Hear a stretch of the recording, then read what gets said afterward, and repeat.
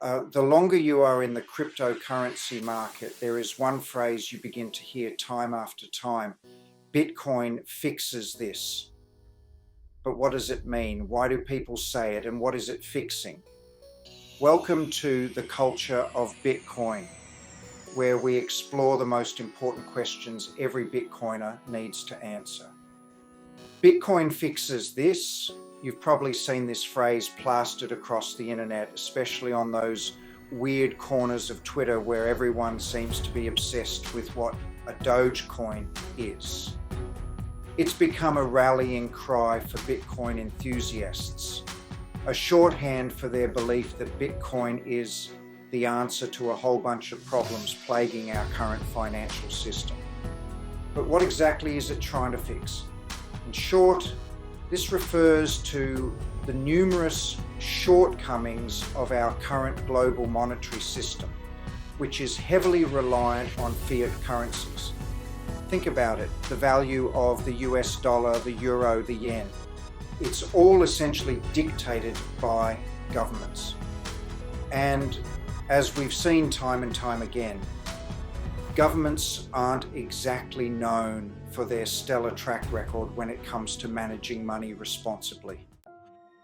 For decades, many of the world's leading currencies operated on a gold standard, a system where the value of a currency was directly tied to a specific amount of gold. This meant that every paper note or coin had a corresponding value in gold stored in vaults, providing a tangible assurance of value. The gold standard provided a degree of stability and predictability as the value of money was fixed. However, it also came with its own set of limitations, such as restricting the ability of governments to respond to economic crises. Then came 1971, a pivotal year in economic history when President Nixon decided it was time for a significant change. He took the US dollar off the gold standard, a move that sent shockwaves through the global economy and ushered in the era of fiat currency, where money's value is not based on physical commodities, but rather the government's declaration. This wasn't some random, impulsive decision. It was a calculated move in response to mounting economic pressures. The US was grappling with high inflation and a balance of payments deficit. Severing the dollar's ties to gold gave the government more flexibility to print money, control inflation, and stimulate the economy through monetary policy. Other countries soon followed suit, abandoning the gold standard and adopting fiat currencies. And just like that, the world transitioned to a new economic era, one where the value of money is determined by trust and government policy rather than precious metals. Fiat currency essentially means "let it be done" in Latin. This phrase captures the essence of how fiat money operates in modern economies. And what it refers to is money that has value because the government says it does. In the context of fiat currency, governments essentially declare, "let there be money," and voila, money is created out of thin air. There's no gold backing it, no tangible asset guaranteeing its value.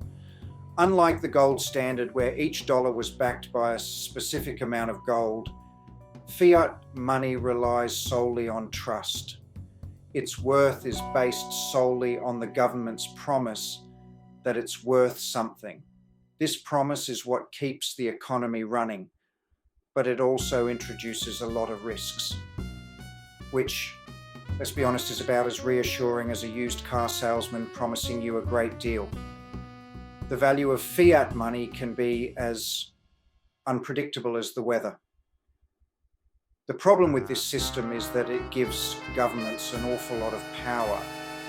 They can influence the economy in significant ways, for better or worse. When they can print money at will, it's tempting to solve economic problems by simply creating more cash. This might seem like an easy fix, but it often leads to bigger issues. But as we've seen repeatedly, this often leads to inflation, where the purchasing power of money erodes over time. Prices go up and the value of savings diminishes. Remember when a candy bar cost a nickel? Those were simpler times when money had more purchasing power. Yeah, those days are long gone, thanks in no small part to inflation. Today, the same candy bar might cost $1 or more, illustrating how much the value of money has changed. Inflation is often called a silent thief. It creeps up on you, slowly diminishing the value of your hard-earned money without you even realizing it. It slowly but surely eats away at the value of your savings, making it harder to afford the things you want and need.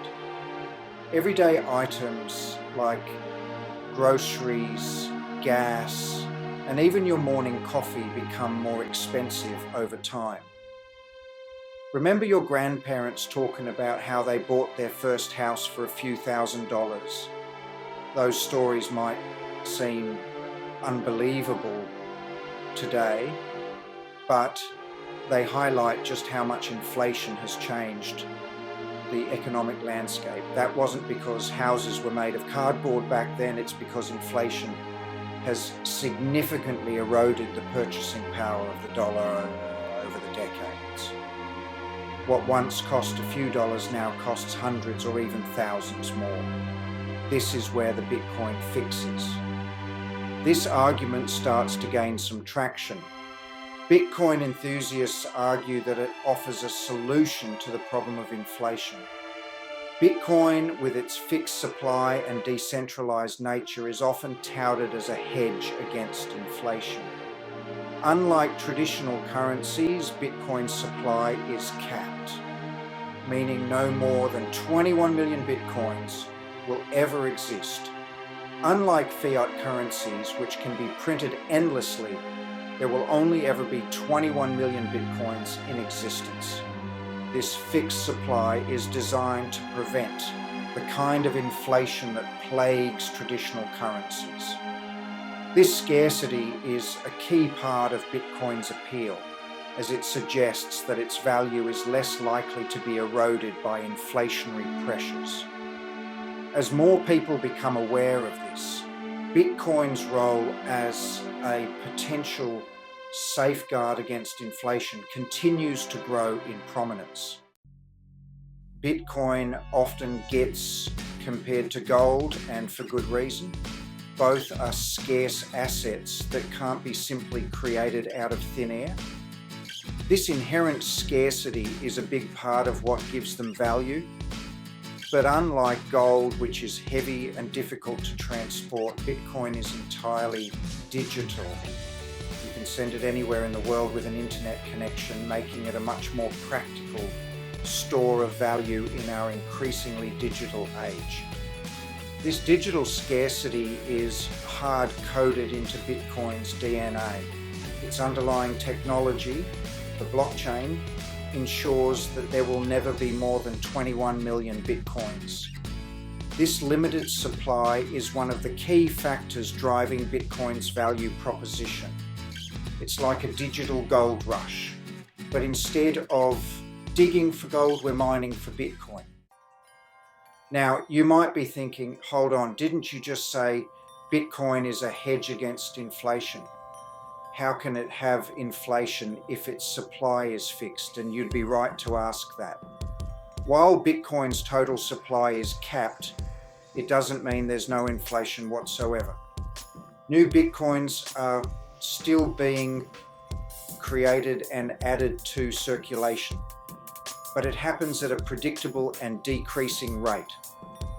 This is where the concept of halving comes in.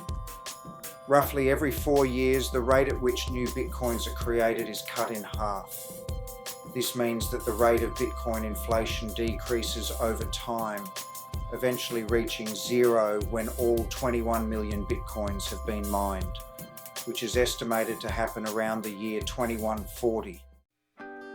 Imagine a world where saving money actually makes sense again.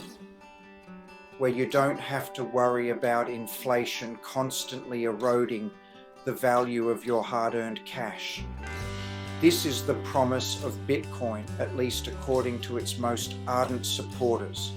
They argue that Bitcoin's fixed supply and predictable inflation rate could usher in a return to a more traditional approach to saving and investing.